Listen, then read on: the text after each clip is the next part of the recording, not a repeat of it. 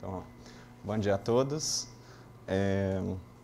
Essa palestra vai ser uma palestra para falar um pouco, do que eu acredito que são as principais tecnologias que nós vamos precisar para poder chegar no objetivo de a gente ter uma sociedade massivamente conectada e principalmente focando nas tecnologias sem fio, tá?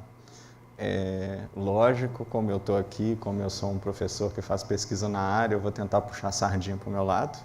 Então vocês vão ver que as tecnologias têm um pequeno bias para as coisas que nós estamos fazendo, certo? E aí eu vou falar para vocês também que é um momento muito interessante de trabalhar com esse tipo de coisa, porque o acesso aos dispositivos, a possibilidade de a gente fazer pesquisa na área é extremamente fácil hoje. Nós temos os dispositivos disponíveis de graça para qualquer pesquisador. Eu vou mostrar um pouco como, ok? Bom, então para vocês terem uma ideia, esse aqui é um gráfico que nós temos mostrando a quantidade de dispositivos que são conectados. Então a gente tem 1 bilhão de novos dispositivos por ano que são conectados à internet, ok?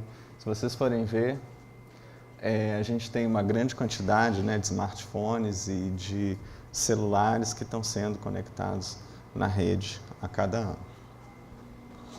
Então, essa questão de falar os próximos bilhões de dispositivos é extremamente relevante, porque a cada ano a gente está chegando mais próximo nesse número, né?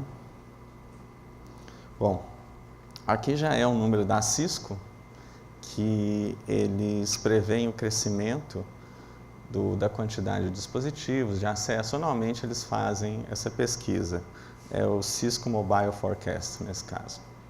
Esse número aqui é um número que foi revisto, tá? Então, por causa das questões da economia mundial, que ela está mais devagar do que as pessoas esperavam, esses números foram revistos para baixo. Okay? Então, em agosto, esses números foram revistos para baixo. Antes eram maiores ainda. Então, a gente pode ver que espera-se para o ano de 2020 em torno de 10 a 11 bilhões de dispositivos que nós vamos ter em rede. Okay?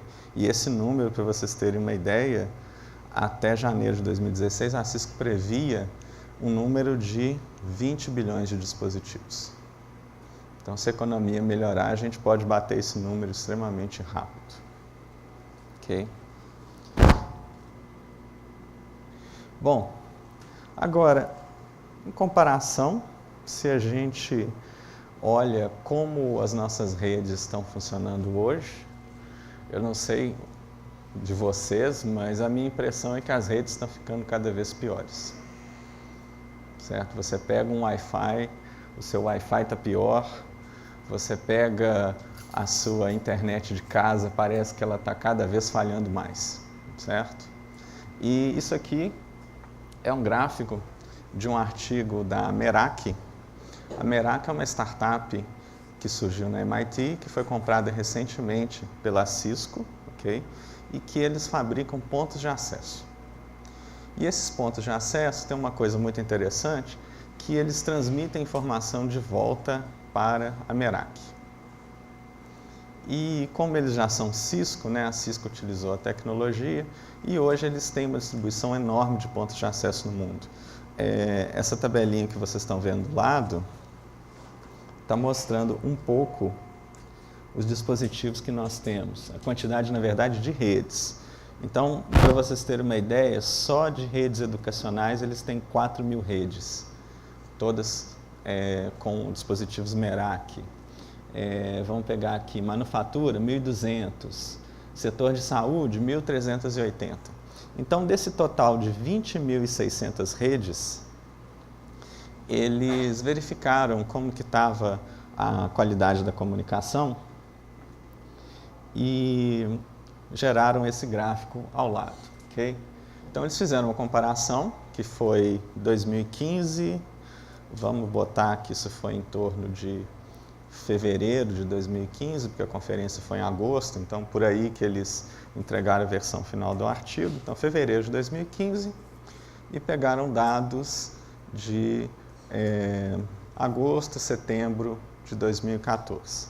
Então a gente tem nas curvas ali, As curvas pontilhadas estão mostrando a qualidade do enlace há 6 meses atrás e as curvas sólidas são a qualidade do enlace nessa época de 2015. Isso aqui é uma CDF, certo? Então, CDF é uma probabilidade acumulada. Então, o que acontece?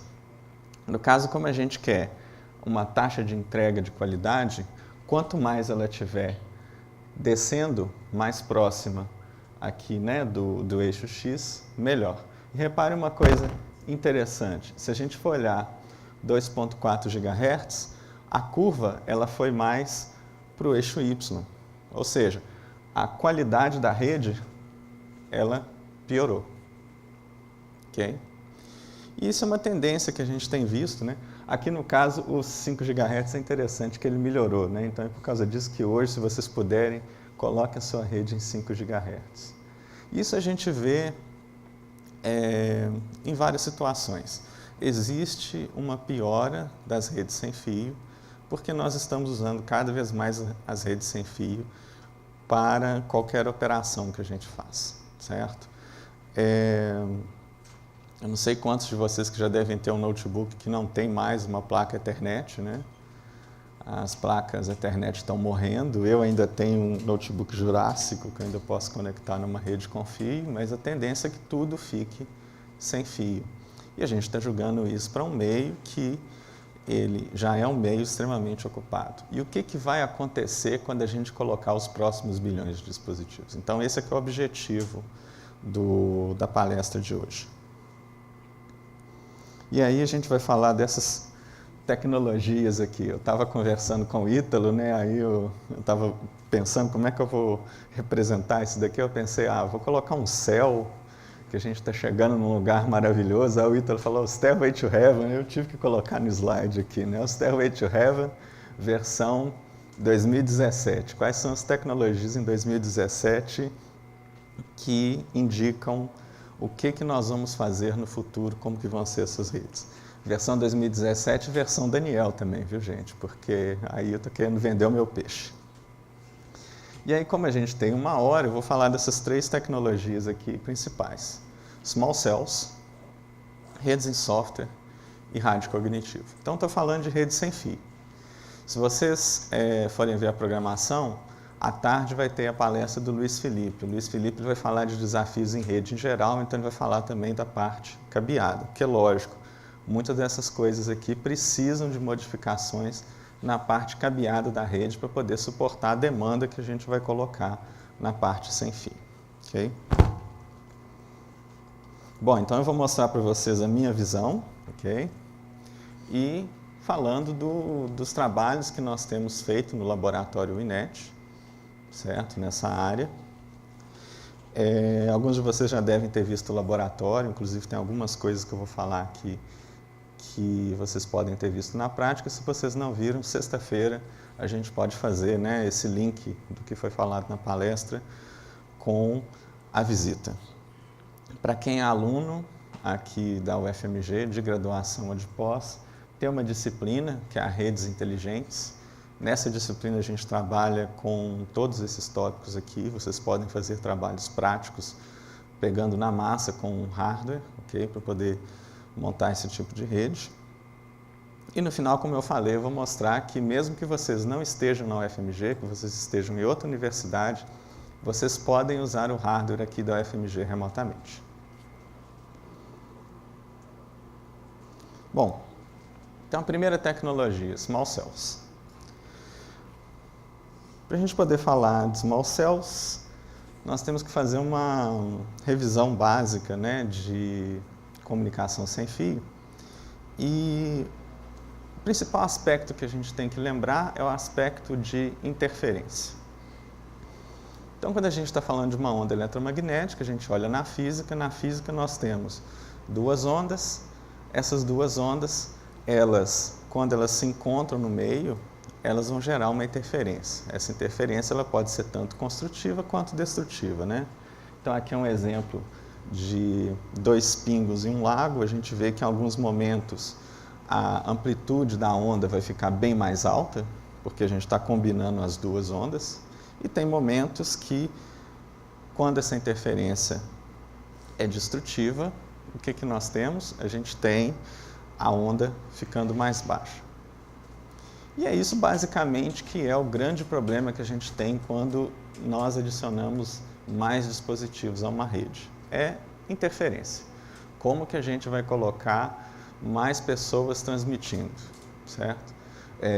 Se fosse o Meira apresentando, ele ia falar, né, ele sempre tem as suas parábolas, né? Então seria o problema da Danusa Leão no buffet de festa, certo? Então como que a gente tem um buffet limitado e a gente vai alimentar todo mundo? Esse é o problema que a gente está tratando aqui. Então toda vez que a gente coloca mais pessoas transmitindo, a gente tem mais interferência. E no caso, a nossa interferência vai gerar alguma coisa desse tipo aqui, por exemplo, no nosso vídeo. Okay? Então a gente vai ter os dados colidindo, eu não vou conseguir separar o que é sinal de A, sinal de B, sinal de C, e nós vamos ter um problema. Okay? Bom, então se a gente for ver, as redes, o ideal é que a gente não tenha interferência, mas olhando de um ponto de vista de custo, tudo que diminui custo para uma rede gera interferência. Okay? Então se a gente quer uma rede de baixo custo, a gente quer a maior quantidade possível de pessoas nessa rede. Okay? Então é uma antena que está recebendo mais usuários, mais competição, mais interferência. Okay? Outra coisa que acontece também, maior alcance. Okay? Quero colocar uma antena que vai cobrir todo o campus. Só tem um site, eu tenho menor custo de operação. Okay? Junto ao maior alcance, né, maior potência de transmissão. Então, tudo isso vai gerar interferência. E a interferência é uma coisa extremamente complicada, porque se a gente for ver, quanto mais potência você joga, pior vai ser a sua condição de rede. Porque aqui a gente tem a equação, que seria, né, da potência recebida. A gente vê que se a gente quer criar uma rede maior, a gente tem que aumentar com a quarta potência em relação à distância, a potência de transmissão que você tem. Certo? Então, isso é uma questão extremamente importante, que a interferência, uma forma que nós temos para poder resolver é aumentar custo, colocando mais estações, okay? Mais pontos de acesso. E aí, o que nós vamos fazer? Nós vamos diminuir a densidade de usuários por ponto de acesso, nós vamos diminuir a potência de transmissão, nós vamos diminuir o alcance. Então, menor alcance, o que vai acontecer? Menor distância.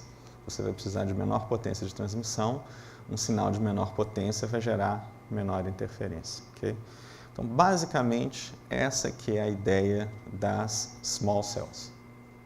É você pegar redes que hoje são muito grandes e diminuir o seu tamanho. Okay? Fazer comunicação local. Então, essa que é a solução, né? Encolher as redes. E aí nós vamos ver algumas tecnologias que utilizam essa ideia. A primeira é a ideia das femtocells, picocells, nanocells, okay? Que está sendo muito utilizado no mundo. Aqui no Brasil a gente ainda está atrasadíssimo, eu diria. Que isso na Europa, nos Estados Unidos, já tem 8 anos, 10 anos que já é utilizado e ainda não chegou no Brasil. Qual que é a ideia? A gente ter uma rede de celular que seria uma rede de celular pessoal, na sua casa. Então, seu modem, que está fornecendo internet, que está fornecendo TV a cabo, ele também vai ser uma antena de celular. Okay? Você vai ter o seu sinal 4G ali, ele vai ter uma transmissão de baixo alcance, e aí nós vamos utilizar a própria rede a cabo, a própria rede do operador fixa, para poder transmitir o seu sinal de comunicação celular. Ok? Bom, eu tenho essa rede em casa, e como é que eu vou fazer quando sair de casa? Eu vou ter que utilizar a rede tradicional, então a femtocélula não substitui a rede tradicional, que nesse caso é chamada de macrocélula. Então, quando eu saio da minha casa, eu tenho a macrocélula, e aí o meu sinal, eu vou trocar de estação rádio base, da minha estação rádio base doméstica para a estação rádio base que está cobrindo, por exemplo, um bairro.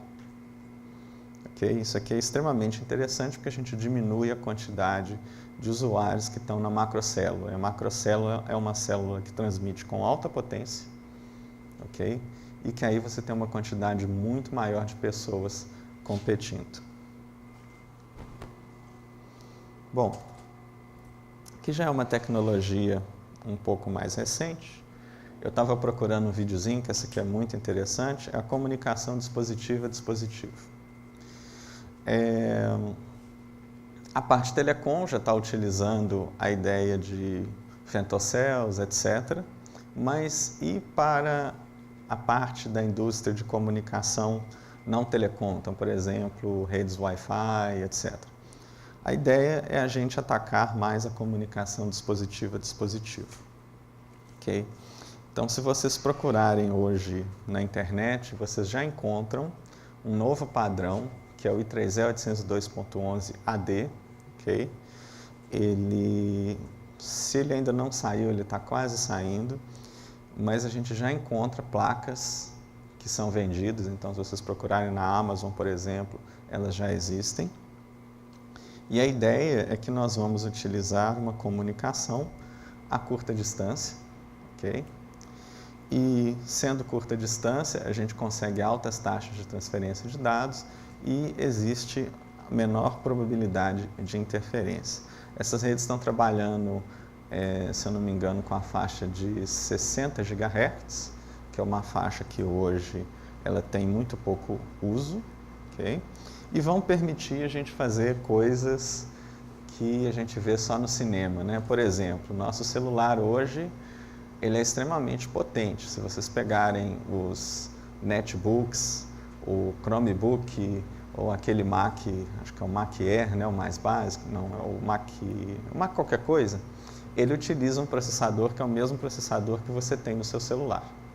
Então, por que eu ainda tenho que ter um notebook? É porque eu tenho uma tela, eu tenho um teclado e é o problema de transmitir dados para dentro e para fora do meu dispositivo. Como que eu vou fazer isso? Com o 802.11 AD, a velocidade ela fica altíssima.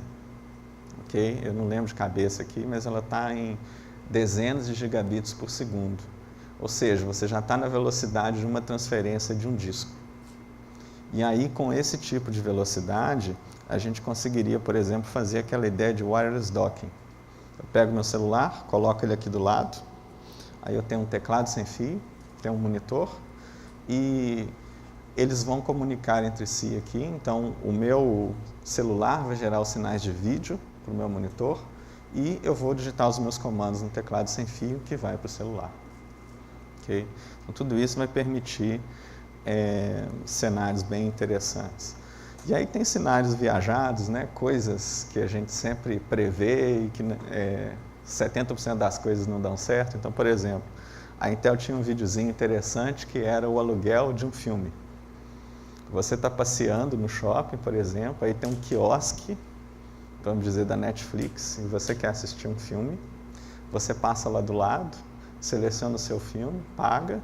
No tempo em que você pagou e está saindo de perto do quiosque, o quiosque está comunicando com o seu celular, ele já copia o filme, e aí você chega em casa com o filme no celular, senta na frente da televisão, eles comunicam por alguma forma mágica, certo? Com vários protocolos ali por trás, e ele já começa a transmitir os dados para a sua televisão, certo? Sem você ter que utilizar, então, a sua rede de casa. Okay? Então, esse é um cenário que hoje as pessoas estão apostando muito, essa ideia de comunicação dispositivo a dispositivo. E se a gente for pensar, realmente é uma coisa que muda muito.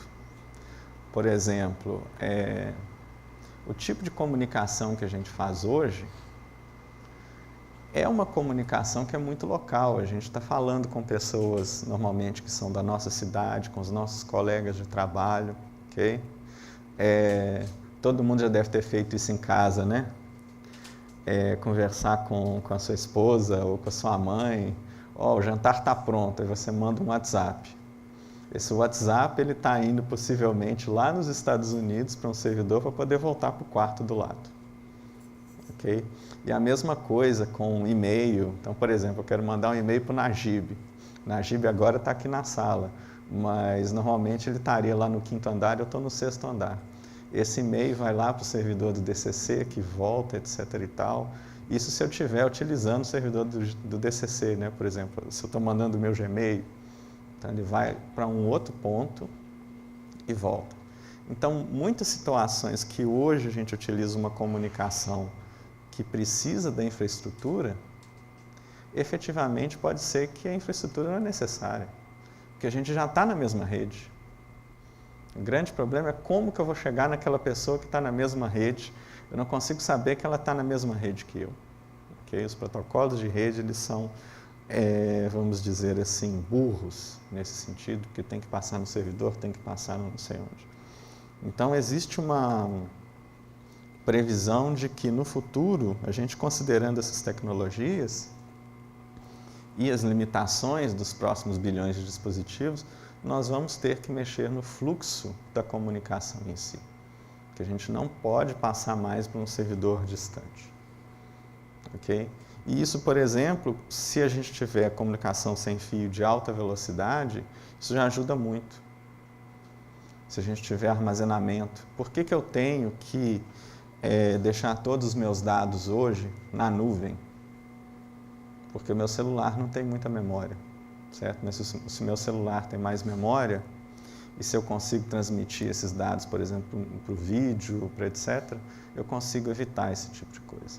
Então, potencialmente, a gente vai chegar em um futuro que os dados, eles são móveis. Os dados, eles vão mover junto com você. Okay? Seja com o armazenamento que você tem dentro do seu dispositivo ou com máquinas virtuais e outras tecnologias que vai ter um servidor com um disco que ele está mais perto de você.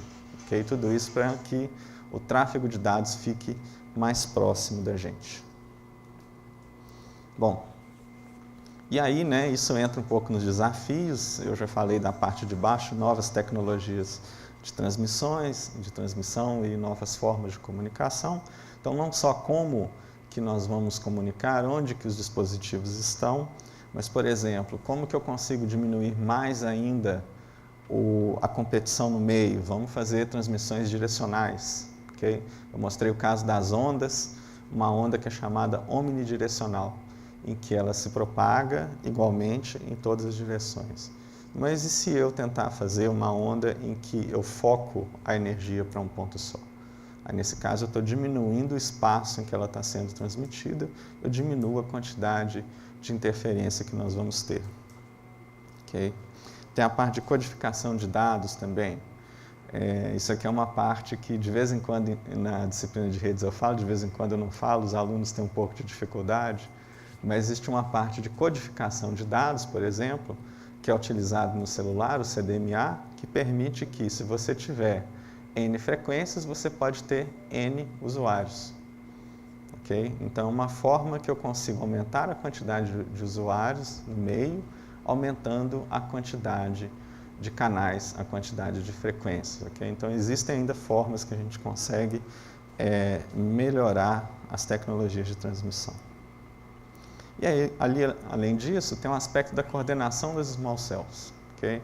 Então, imagine uma situação que nós temos milhares ou milhões de pequenas células, e aí a gente começa a ter problemas, porque em um lugar que você tinha 5, 10 redes, você tem milhões e você tem que fazer essa coordenação.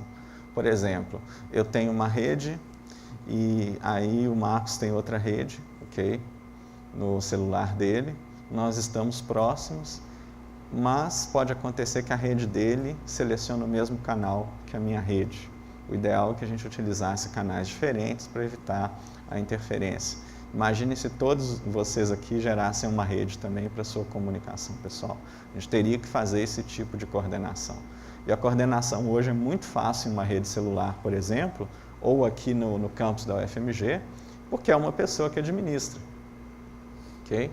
é a reitoria, por exemplo, que administra a rede sem fio da UFMG, é o SECOM, ok? Agora, se a gente tem 60 pessoas aqui, cada uma com a sua rede, são 60 cabeças diferentes querendo coisas diferentes. Como que a gente vai fazer essa coordenação? E aí gera um problema muito grande aí, ok? Além disso, né, a questão de como que eu vou conectar em cada rede. Um dispositivo que eu quero utilizar pode estar na rede A, o outro pode estar na rede B, outro pode estar na rede C, com tecnologias diferentes, ok? E outra coisa também, é bom que o Yerhun estava apresentando aqui, o problema de segurança, certo? Se eu tenho essa quantidade de redes, eu estou pulando nessas várias redes, e a questão das senhas, como é que eu vou saber qual que é a senha da rede? Além do mais, como é que eu vou confiar que eu vou entrar na rede, por exemplo, da casa do Marcos quando eu for visitar ele, certo? São aspectos extremamente importantes que têm que ser tratados. Aí agora, para fazer o nosso jabá, né, do INET, não só do INET, mas principalmente meu, vocês vão ver que a maioria das coisas aqui são de alunos de pós-graduação que trabalharam comigo, que foram orientados ou co-orientados por mim. Aqui é um exemplo de pesquisas hoje que a gente tem feito no DCC em cima dessa parte de small cells. Nesse caso, uma pesquisa que foi feita por um aluno de doutorado que terminou no ano passado, ok? E ele trabalhou com uma universidade na França, de Marne-la-Vallée. E foi a ideia exatamente da gente utilizar células pequenas e como que isso poderia melhorar a comunicação em uma rede celular. A primeira parte, né, foi uma parte extremamente árdua para ele. Ele estava morando lá em Paris, né, e aí ele foi coletar os pontos de acesso sem fio que existiam em Paris. Trabalho duro, né, pegar o ônibus, ficar passeando naquela cidade feia, né, com o celular, identificando que rede que você pegava, né. Mas aí ele é um cara que ele gosta da ciência, né, foi lá fazer isso. E nós medimos, então, né, as posições que existiam, os pontos de acesso em Paris. Pegamos dados do Foursquare, que são as pessoas fazendo check-in nos lugares, e comparamos, bom, onde tem ponto de acesso sem fio na cidade e onde que as pessoas estão. E consideramos, se todos esses pontos de acesso estivessem abertos, qual que é a probabilidade de cobertura que a pessoa teria de redes Wi-Fi hoje, certo? Aí a gente tem a curva que é a verdinha, que são os APs na cidade. E a gente pode ver que, no caso, você consegue de 30% a 35% das comunicações poderiam ser cobertas por um AP na cidade, ok? E aí a gente fez algumas comparações, né, com os vários provedores ABC, para não falar os nomes dos grandes provedores franceses, verificando qual que seria a probabilidade que eu sou da operadora A e eu estou numa certa região, existe um ponto de acesso da operadora A, que é o que tem acontecido hoje no Brasil, né? Então você tem vamos dizer que você tem um contrato com a GVT, você tem o seu modem gera duas ou mais redes sem fio, uma delas é uma rede GVT qualquer coisa, que quem é assinante pode entrar, certo? Aí a gente tem essas curvas.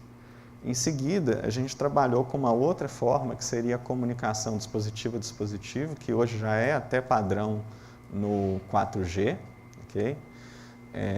Ela já está padronizada. Que seria a ideia? Bom, eu tenho celulares em uma certa região que estão solicitando a mesma informação, ok? Por exemplo, o ônibus está atrasado, quero saber qual que é o horário do próximo ônibus. Se uma pessoa já solicitou essa informação, eu não preciso ir na rede outras vezes para poder pegar a mesma informação.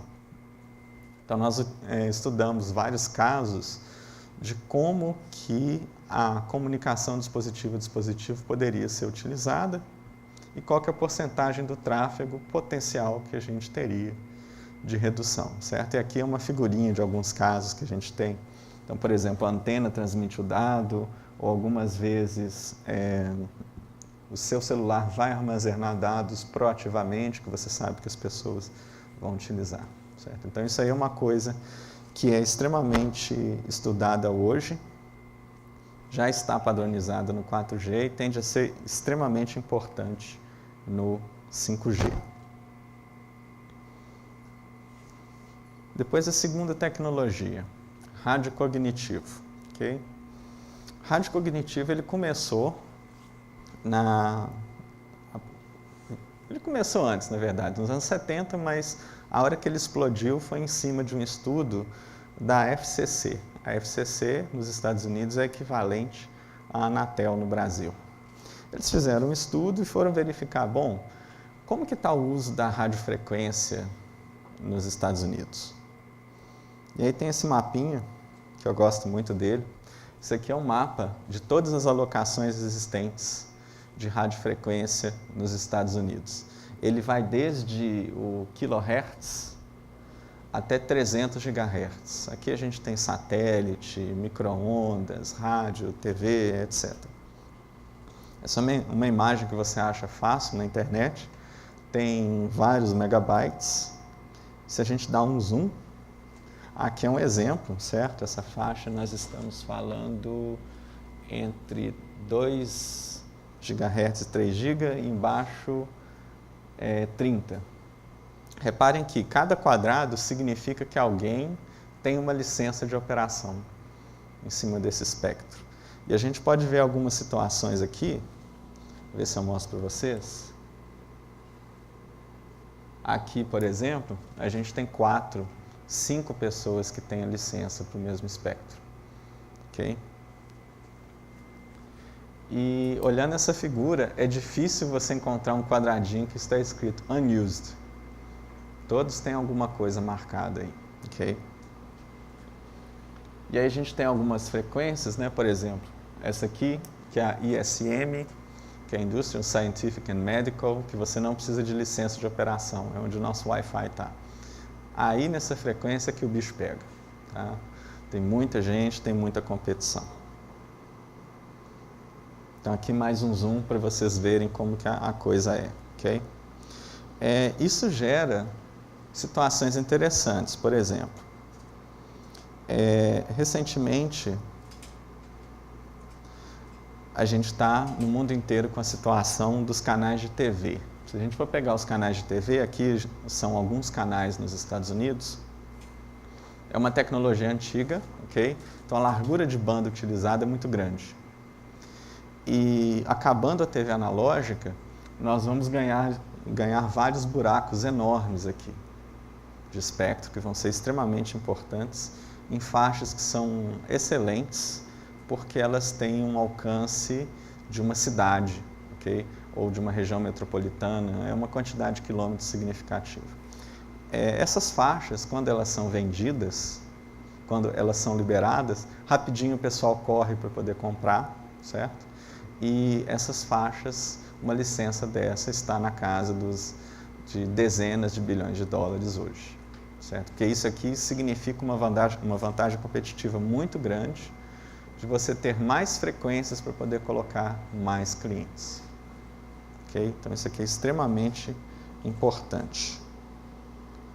E existe, né, o previsto aqui no Brasil para 2018, se eu não me engano, a venda da faixa de 700 MHz, que hoje é utilizada para televisão e que é uma faixa extremamente interessante por causa da frequência dela, que vai bem mais distante, por exemplo, que 2.3, 2.6 que é utilizado hoje, e é a mesma do mercado americano, que é extremamente importante também, porque a gente vai poder comprar os chips que são feitos para o mercado americano, que são feitos numa quantidade muito maior, diminuindo o preço dos dispositivos. Bom, então nós temos, né, essa situação, que é uma situação alarmante. Como é que eu vou colocar aqui mais 8 bilhões de dispositivos comunicando, sendo que toda a frequência já tem dono? A resposta, na verdade, já foi dada em 2003 pela própria FCC. Ela percebeu que existem donos, mas eles ainda foram um pouco mais além com o estudo e verificaram como que é o uso dessas frequências efetivamente. Então, existem as licenças, mas essas licenças elas não são usadas no tempo todo ou em todas as regiões geográficas em que elas foram concedidas. Okay? Eu dou exemplo de alguns anos atrás que existia aqui em BH, né, a Rádio Favela. A Rádio Favela, de madrugada, não tinha ninguém que transmitia a rádio porque eles não tinham pessoal que queria trabalhar de noite. Okay? Mesma coisa a gente pode ver nessas situações. Você pode ter a licença, o custo de manter uma antena operacional é muito alto, então você desliga essa antena, ou, por exemplo, o seu retorno financeiro em uma certa região não é interessante. Então, vamos dizer que eu tenho uma licença de 4G, mas eu não estou operando em certas cidades de Minas Gerais porque é muito montanhoso ou porque eu vou ter poucos clientes. Okay? E aí a FCC falou o seguinte, olha, vamos utilizar essas faixas licenciadas para comunicações que não têm licença, enquanto essa faixa estiver livre. Essa que é a ideia. E aqui, para a gente ter uma ideia, né, um dado do Brasil é o espectro no Rio de Janeiro. Então, a gente vê aqui porcentagem, okay, ocupação do espectro em porcentagem, o máximo que a gente está chegando é 80% do tempo que esse espectro está sendo utilizado. Okay? Então, é uma ideia extremamente interessante.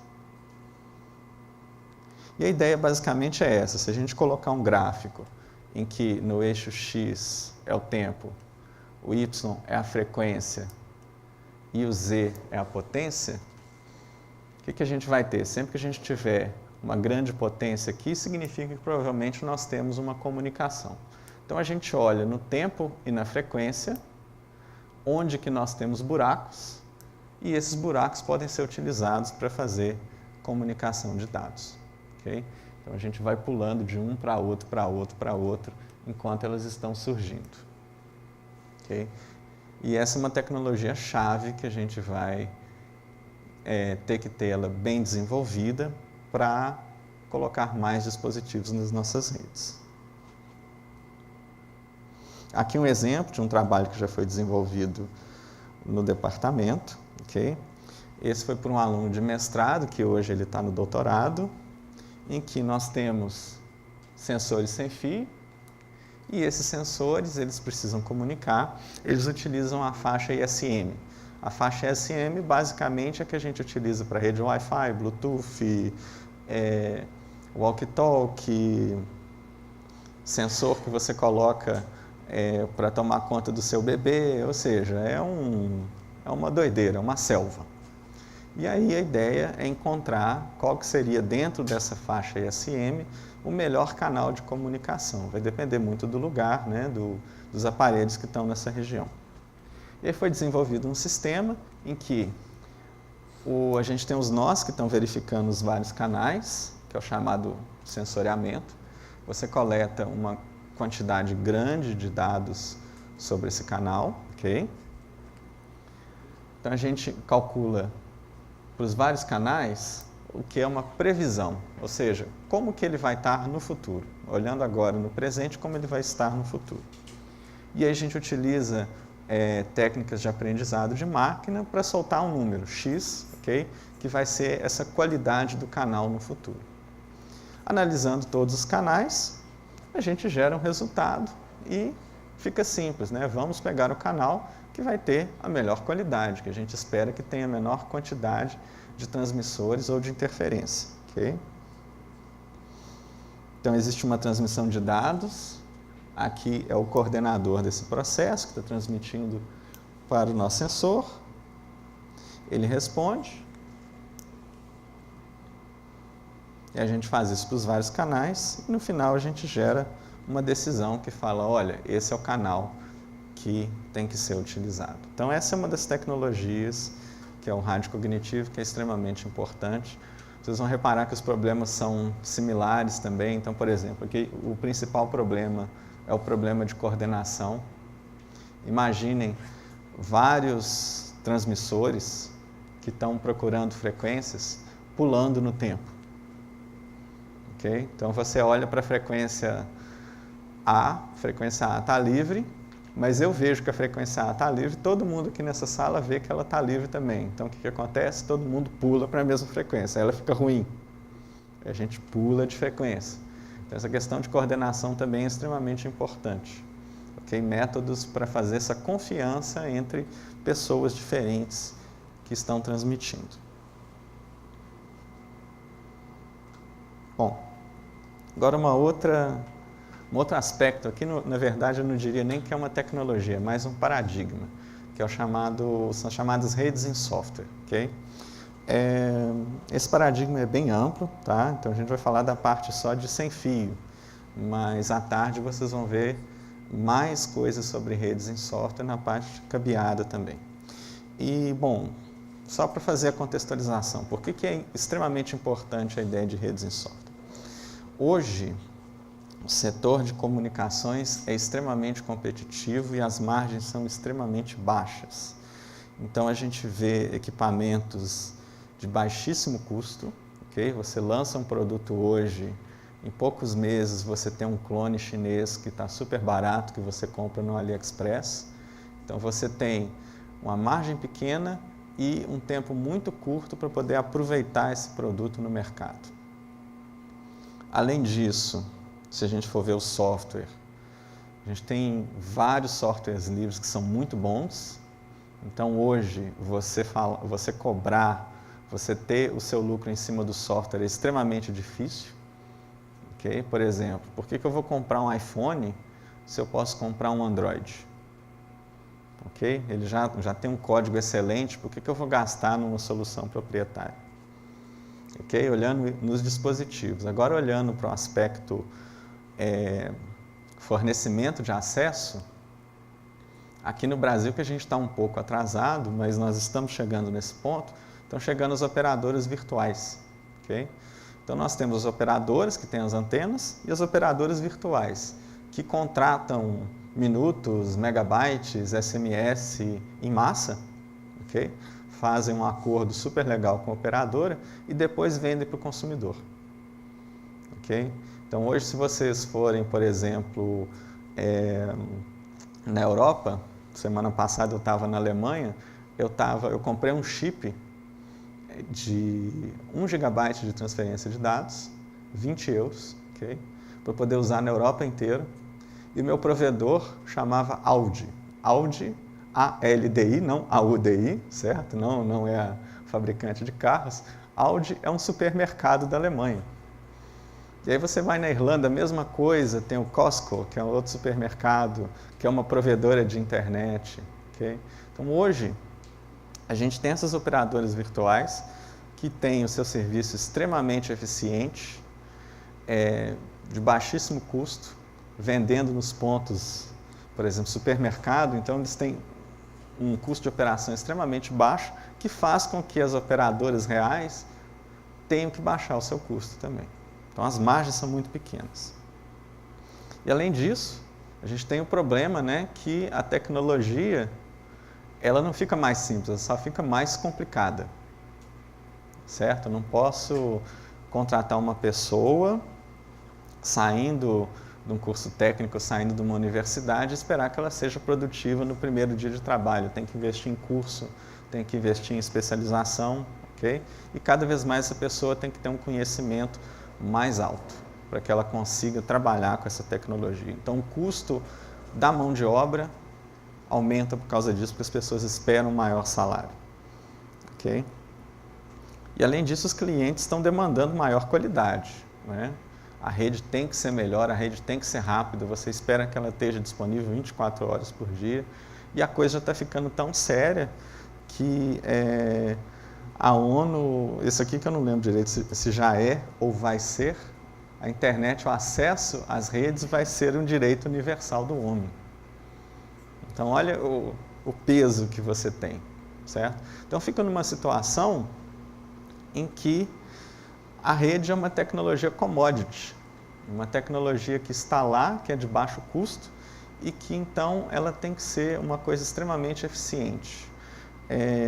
Só para vocês terem uma ideia, recentemente, numa palestra de uma operadora de telefonia canadense, eles falaram, olha, Se eu tenho um cliente tipo Starbucks, que é um cliente que contrata um baita link de internet para os seus clientes, para as pessoas que estão tomando café. Se eu mandar um técnico no Starbucks uma vez por ano, eu já zerei toda a minha margem que eu tenho naquele cliente. Com o custo de mandar o caminhão, de mandar o técnico, deslocamento, etc., você já não está ganhando dinheiro com aquele cliente nesse ano. Okay? E tem o outro aspecto também, né? A evolução da tecnologia. Hoje a gente espera que a tecnologia ela tenha atualizações rapidamente, né? Então, um celular hoje, você lança um celular novo a cada 6 meses, a gente tem visto esse ciclo, né? A mesma coisa nos padrões de telecom, então o 3GPP, que define os padrões de 4G, ele lança revisões do seu padrão a cada 18 meses. Okay? São revisões pequenas, mas de qualquer forma, a cada 18 meses você está desatualizado, certo? Nos computadores a gente vê o lançamento de um sistema operacional, né, um major release uma vez por ano, então é tudo muito rápido. Se a gente for pegar então os apps de celular, parece que toda semana eu ligo o meu celular, tem uma atualização do WhatsApp. Certo? Então nesse ritmo é extremamente rápido e a gente precisa de soluções que elas sejam flexíveis e que elas suportem essas atualizações. E aí, como eu comentei, né, essa questão de manutenção, de upgrades vão gerar custos. Okay? Para a operadora, você tem o aspecto de mandar a pessoa fisicamente fazer o upgrade, trocar um hardware, ok? E não só, antes de fazer esse upgrade, você passa por um processo que é o processo de homologação, que você vai colocar esse hardware, esse software em uma rede de teste para verificar se ele funciona. Okay? E para o usuário, lógico, o custo da compra. Então, no final, o que a gente tem é que essa tendência de softwareização das redes. As redes hoje ainda são um setor que é extremamente hardware. Nós temos vários dispositivos, né? O switch, o roteador, o ponto de acesso. Você chega em uma rede de telefonia, você tem um rack cheio de servidores e de caixinhas, cada uma fazendo uma coisa separada, ok? E a tendência é que tudo isso vire software, que a gente vai ter processadores, ou uma CPU, ou uma GPU, ou mesmo processadores específicos, e que eles é que vão fazer esse processamento. Sendo processadores, eu posso trocar o software, e aí fica mais fácil, por exemplo, eu fazer uma atualização. Posso fazer uma atualização remota, enviando esses dados, ok? E aí isso permite você pode reduzir custos, você pode aumentar a sua automação, ok? Em cima disso. Por exemplo, vou fazer um teste, vou homologar a minha tecnologia colocando ela para funcionar na UFMG. Se ninguém reclamar, aí eu jogo para toda a minha rede, por exemplo. Se alguém reclamar, mando uma atualização de software e está resolvido. Então isso facilita muito. Isso o Luiz vai falar mais tarde. Você vai falar também, Marcos, de SDN? Não, né? Mas existe a ideia de redes definidas por software e hoje nós vamos falar de rádios definidos por software, que é essa vertente também, mas aplicado para comunicação sem fio. Isso já surgiu há muito tempo, nos anos 70, a ideia, mas hoje é extremamente popular. A ideia é o seguinte: eu tenho o meu rádio, ou a minha placa sem fio, e geralmente uma grande quantidade das operações é feita em hardware. Eu vou jogar essa fronteira o máximo possível para o software, okay? Então eu tento fazer a maior quantidade possível de operações em software, porque aí eu ganho flexibilidade. Eu posso mudar as operações que estão sendo feitas lá. Então, por exemplo, eu posso chegar em uma situação em que eu tenho a onda eletromagnética, ela é convertida em uma forma digital e todo o processamento depois disso é feito com processadores, com FPGAs, com o que seja. Okay? E aí é muito interessante que a gente pode mudar muita coisa no sistema. É uma tecnologia que é extremamente interessante. Tem um estudo de 2011 que fala que das empresas de telecom, mais de 90% da infraestrutura de alguma forma emprega essa ideia, ok? Então existe algum componente ali que um aspecto em hardware foi transformado em software, ok? E aí tem muito uso essa questão. Por exemplo, primeiro aspecto, redução do custo de upgrade. Como é software, eu não vou ter que trocar uma placa de hardware física, ok? Diminui o custo exatamente do material. Se for feito um upgrade remoto, melhor ainda tem uma economia de mão de obra. Além disso, produtos de nicho. Então, hoje existe uns USB sticks de TV digital que eles são feitos com essa tecnologia. Por quê? Porque no Brasil a gente tem um padrão, na Europa a gente tem um padrão, nos Estados Unidos é outro padrão de TV digital e no Japão é outro. Como é que eu vou fazer um USB stick para poder pegar TV digital? Mercado extremamente pequeno, né? Quem vê televisão no notebook, muito raro. Se eu ainda tiver que fazer 5 chips diferentes para o mundo inteiro, é um custo muito alto. Então eu boto um chip genérico e só mudo o software. Ok? E além disso, né, questão de diminuição do custo de hardware, porque eu tenho uma menor quantidade de componentes em hardware. Okay? É lógico, tem as desvantagens. Se vocês... Tem caras muito novas aqui na plateia, mas se vocês lembrarem do WinModem, que era aquele modem barato, na época que o modem fazia aqueles ruidinhos, né, discava, usava a linha telefônica, você podia comprar um full modem, que era, vamos dizer, R$300, e você podia comprar um WinModem, que era R$50. Mas você comprava o seu WinModem e você perdia 50% da sua CPU. Porque tudo que estava sendo feito no hardware está sendo feito em software agora. Então, tem as vantagens e as desvantagens, né? A gente tem que colocar CPUs potentes, mas a gente ganha em custo de manutenção. Um exemplo aqui que está sendo utilizado hoje é o CRAN, okay? Que é o Cognitive Radio Access Network, que está sendo empregado em vários locais do mundo. Quem propôs foi a operadora da China, China Mobile, mas a ideia é bem interessante. Nós temos as nossas antenas de celular, que hoje, se você for em uma antena de celular, numa Herb, você vai ter uma casinha, que vai ter um gerador, que vai ter um rack cheio de dispositivos, ok? Então você tem o custo do gerador, tem o custo do ar-condicionado, tem o custo dos dispositivos que estão ali. Qualquer upgrade você tem que ir lá trocar hardware. A ideia deles é simples, eu vou colocar uma antena, ok? Essa antena ela vai ser conectada em uma fibra óptica, então lá na estação rádio base eu faço a conversão de analógico para digital, jogo toda essa informação na fibra óptica para um data center.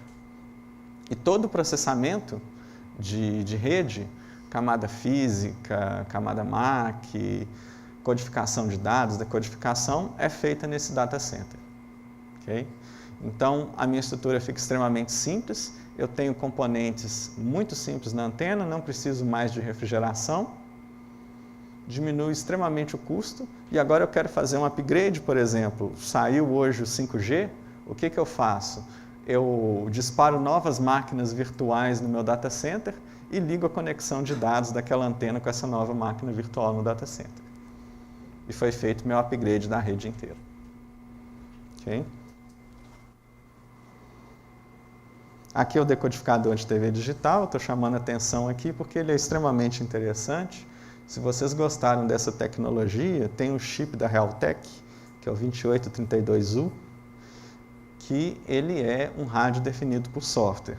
Se vocês forem no Mercado Livre e pesquisarem RTL SDR, vocês vão encontrar vários chips desses a R$200 que vocês podem comprar e brincar em casa. E isso por quê? Né? Porque nós temos uma quantidade muito grande de hardwares hoje que suportam isso. Inclusive existe um projeto de código livre, que é o GNU Radio, que você tem todo o software necessário para poder fazer um rádio definido por software. Okay?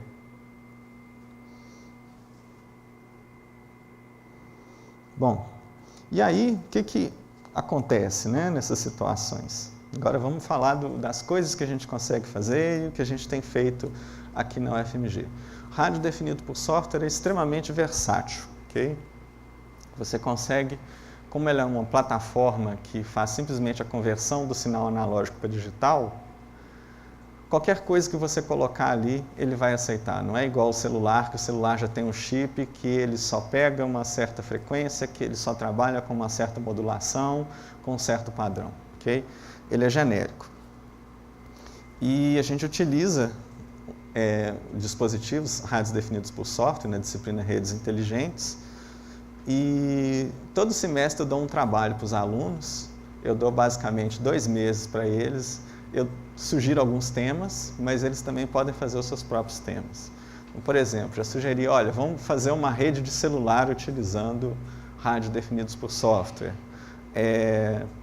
Vamos capturar sinais no ar e ver o que a gente consegue. Então, por exemplo, um telefone sem fio, será que a gente consegue fazer uma chamada com um telefone sem fio usando rádios definidos por software? E aí alguns exemplos que tem, vamos ver se a rede vai funcionar aqui. Aqui foi feito, nesse semestre, por um grupo de alunos, uma rede celular de baixo alcance. Não vou passar o vídeo todo, deixa eu fazer aqui o espelhamento. Enquanto eu estou fazendo, explicar para vocês. Então, esses alunos ficaram trabalhando 2 meses nesse trabalho,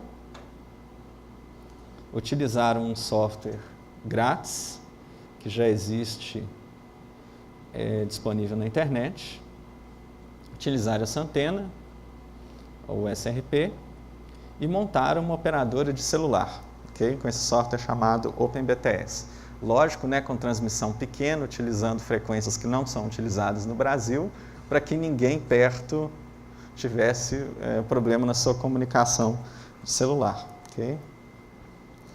E aqui a gente vê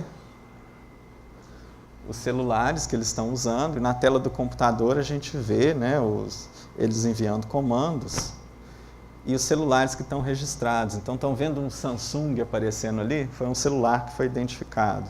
Você pode definir o número do celular, pode mandar SMS, existe a ligação de um celular para o outro. Deixa eu pegar a parte da... Então, igual uma antena, a gente verifica na estação rádio base quais são os celulares que estão conectados. O e-mail é aquele famoso número único que a gente tem no chip, certo? Então, tudo isso foi feito como um trabalho de disciplina aqui. Esse hardware aceita qualquer coisa, então outra coisa que nós fizemos foi gravar e replicar sinais no ar. Esse aqui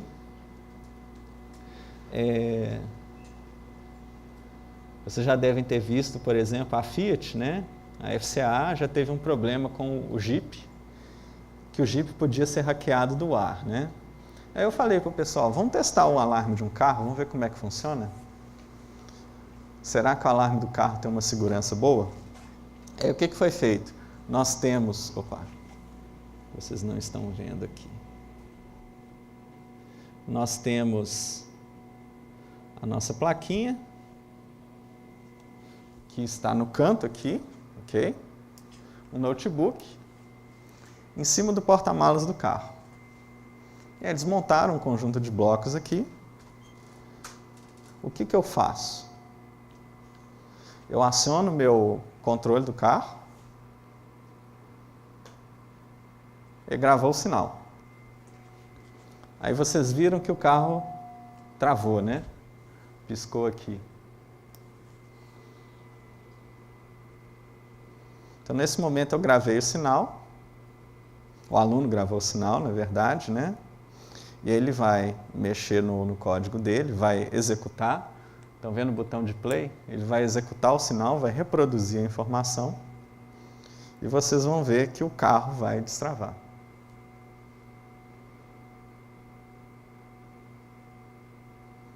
Viram que piscou a luzinha ali?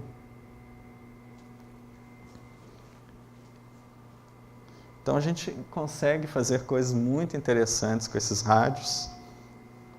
Esses rádios podem ser usados para pesquisa, podem ser usados para o bem e para o mal, né? Lógico que aqui a gente tenta usar sempre para o bem, mostrar as falhas de segurança, tentar desenvolver novas tecnologias. E só alguns exemplos, né? Nós temos um aluno de mestrado que vai defender daqui a 2 semanas, que tem uma rede sem fio, que tem diversos protocolos de controle de acesso ao meio e é feita a troca automática entre eles, uma coisa que a gente não conseguiria em uma placa sem fio normal. Okay? A gente tem um trabalho para melhorar a confiabilidade das redes sem fio. Nós temos um aluno de mestrado que desenvolveu toda uma plataforma para programar um roteador Wi-Fi. Então é possível, por exemplo, chegar no meu roteador Wi-Fi e falar assim, olha, tira esse usuário da rede aqui, eu não quero ele mais. Ou joga esse usuário para outra rede. Okay? Gerenciamento automático de redes sem fio domésticas. E futuramente na minha página vocês vão ver um mini curso que eu vou dar em maio no SBRC falando desse trabalho. Bom, agora para concluir, já estou passando um pouco do tempo, né? Vem a parte legal. Depois de toda essa motivação, como que vocês podem participar, né, desse admirável mundo novo? Primeira coisa, lógico, né, venham para o UFMG. Quem ainda não é da UFMG, quem ainda não faz pós-graduação, aqui eu estou mostrando 4 dos 5 professores que trabalham no INET, que eles trabalham com rede sem fio. Então, se vocês gostaram desse assunto, vocês têm 4 possíveis orientadores aqui na tela. Okay? Se vocês já estão fazendo pós-graduação em outra universidade, existe a possibilidade de usar hardware em testbeds espalhados pelo mundo gratuitamente, tá? E aí eu vou falar daqui a pouco com isso.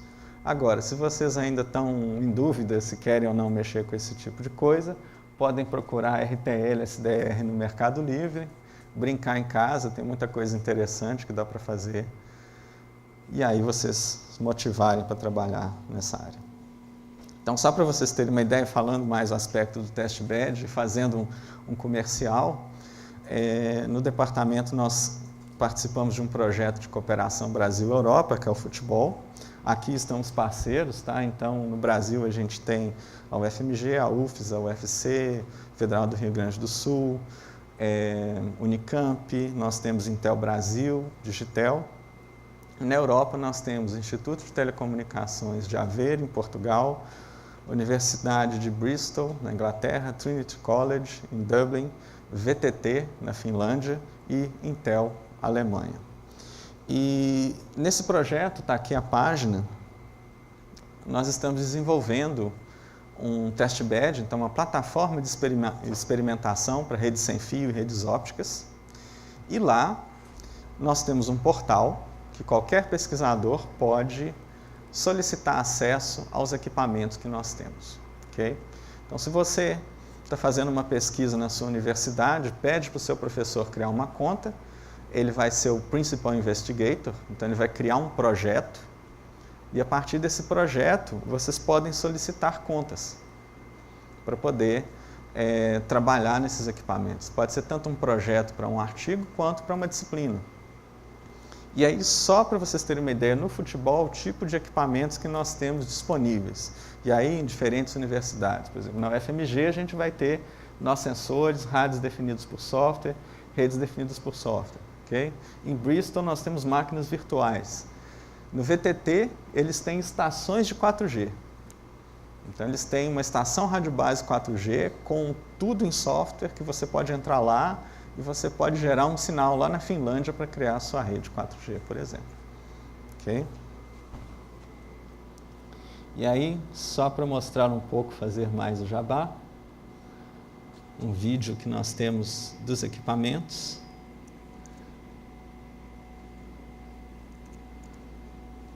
Que inclusive na plateia nós temos aqui, né, os nossos apresentadores. Engraçado que é isso mesmo.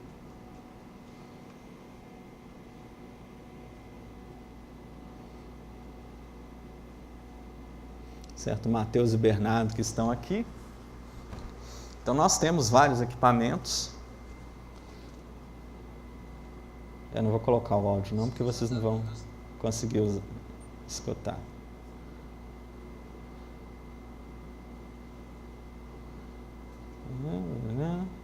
Então nós temos um rack que tem vários equipamentos, switches, servidores, PCs. No caso a gente está mostrando os equipamentos de internet das coisas. Então mini PC, Raspberry Pi, etc. Okay. Roteador sem fio.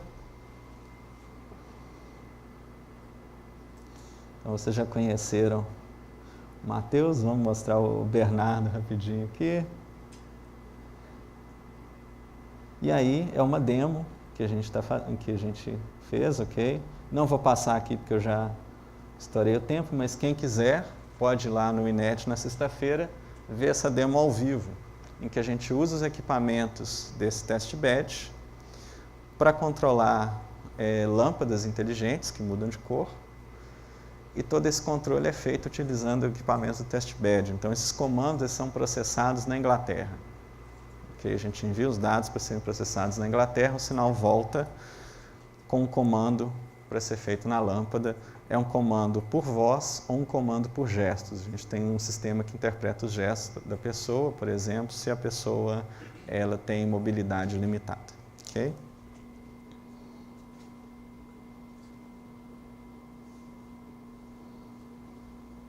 Bom, então agora para concluir, eu mostrei para vocês várias tecnologias do futuro que vão permitir que a gente conecte uma quantidade absurda de dispositivos e que a gente continue tendo as redes como nós temos hoje, com um custo razoável, com uma complexidade de implementação que a gente consiga dominar, ok?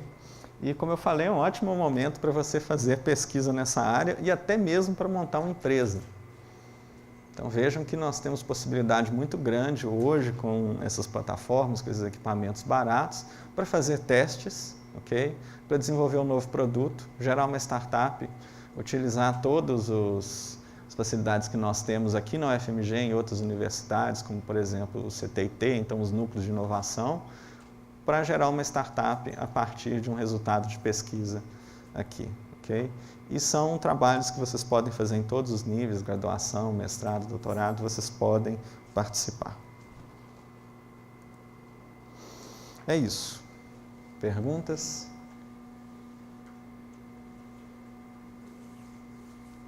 Com relação à segurança, você mencionou mais cedo, ataques de DDoS, por exemplo, nesses dispositivos de rede sem fio, há medidas de segurança, estudo com relação a isso? Sim. Por exemplo, falando de DOS, existe o DOS no carro hoje. Não sei se vocês já viram isso, já está passando em todos os canais. Se você pegar um alarme de carro ou um alarme de portão de casa e você está sentado numa praça, está com o alarme ativado, muita gente ativa o alarme do carro e vai embora, né? Nem vê se o carro realmente trancou. Isso está acontecendo demais hoje, que o ladrão está lá, faz isso, seu carro não está trancado, vai lá e rouba. Então isso é um tipo de ataque de DOS que a gente pode fazer no meio sem fio. E essas tecnologias, por exemplo, a softwareização de redes gera perigos muito grandes. Por exemplo, eu posso inserir um software malicioso no seu celular que ele vai virar um dispositivo que faz DOS nos outros. Eu posso, por exemplo, fazer um esquema que eu vou fazer um ransomware. Então eu vou pedir um resgate de uma certa quantidade de dólares para você, certo? Vocês podem até procurar na internet, aconteceu isso recentemente. Foi um hotel na Áustria em que todo o sistema era conectado em rede, ok? E ele era funciona com cartões de acesso. Os hackers entraram, travaram todas as portas. E aí o dono do hotel teve que pagar não sei quantos $1000 para que os hóspedes pudessem entrar no quarto. Porque sair normalmente a gente consegue, né? A porta tem aquele sistema mecânico, mas entrar estava todo mundo bloqueado. Então os hackers conseguiram isso.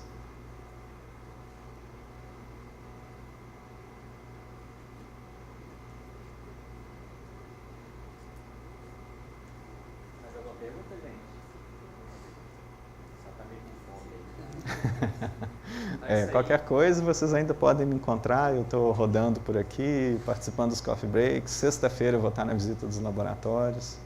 Okay?